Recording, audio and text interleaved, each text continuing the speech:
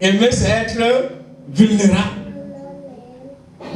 Donc ça veut dire que aimer, c'est accepter d'être blessé. Parce que quand tu aimes, tu t'ouvres.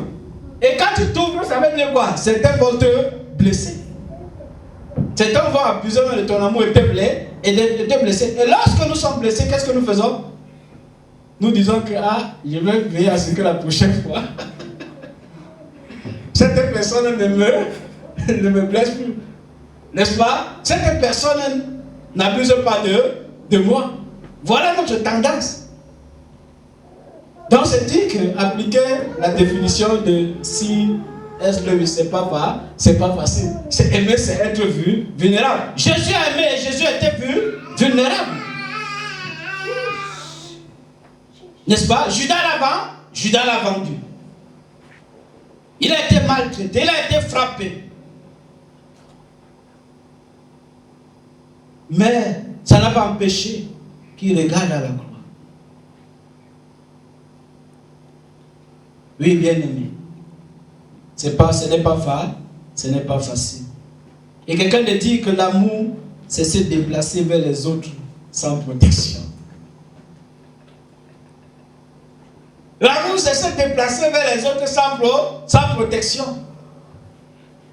Parce qu'on dit l'amour ne soupçonne rien. L'amour ne soupçonne rien. Donc si tu ne soupçonnes rien, même si tu as fait ça la première fois, tu te dis que bon, la deuxième fois, il ne va pas le faire. Donc tu avances. Parce que tu ne soupçonnes rien. Donc c'est dit que la définition de C.S. Lewis, ce n'est pas facile pour le reconnaître, bien aimé. Souvent nous nous protégeons. Mais C.S. Lewis dit que si nous nous protégeons, ça veut dire que nous n'aimons pas. Parce que nous n'acceptons pas d'être vulnérables. Donc mon frère, ma soeur, ce n'est pas facile. Oui, bien aimé dans le Seigneur. Il faudrait que nous aimions. Même lorsque nous avons des problèmes. Il y a des gens que quand ils ont des problèmes, ils disent que non, ils ne peuvent pas aimer. Il faut d'abord qu'ils résolvent leurs problèmes avant de résoudre le problème de l'autre. Mais nous avons les exemples bibliques. Nous avons l'exemple de Ruth, bien aimé dans le Seigneur. Lorsque Ruth a suivi Naomi à Bethléem, elle s'est oubliée. Elle a oublié son problème. Si on posait la question à savoir, est-ce que Ruth avait des problèmes, certaines personnes vont dire non. Qu'elle n'avait pas de problème. Parce que son amour envers sa belle-mère Naomi était inexplicable. C'était un amour sans intérêt. Un amour sans arrière-pensée.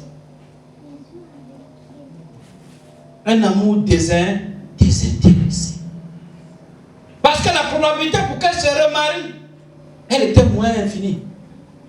Parce que Dieu avait demandé au peuple d'Israël de ne pas épouser les Moabites. Dieu avait recommandé, c'était une recommandation de la part du Seigneur, de ne pas épouser les Moabites.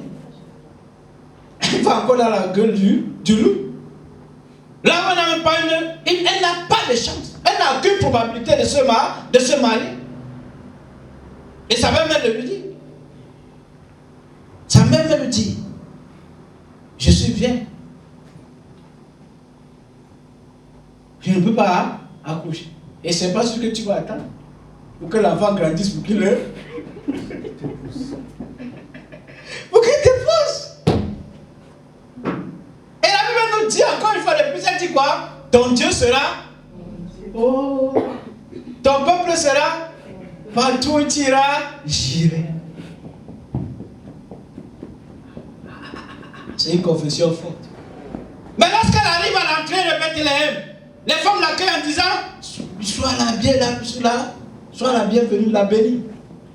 Parce que Naomi veut dire, hein, femme, hein, c'est grave, hein, assignment. Mais elle dit qu'appelez-moi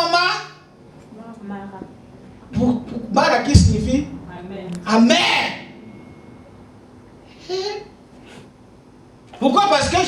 l'abondance, mon Dieu m'a rendu dans la pauvreté. J'étais dans la joie et puis mon Dieu m'a rendu dans la amertume. N'est-ce pas? Voilà une personne qui déclare que son Dieu l'a rendu dans l'amertume. Et Ruth, elle écoute.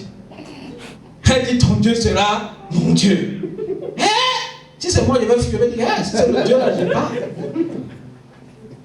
N'est-ce pas?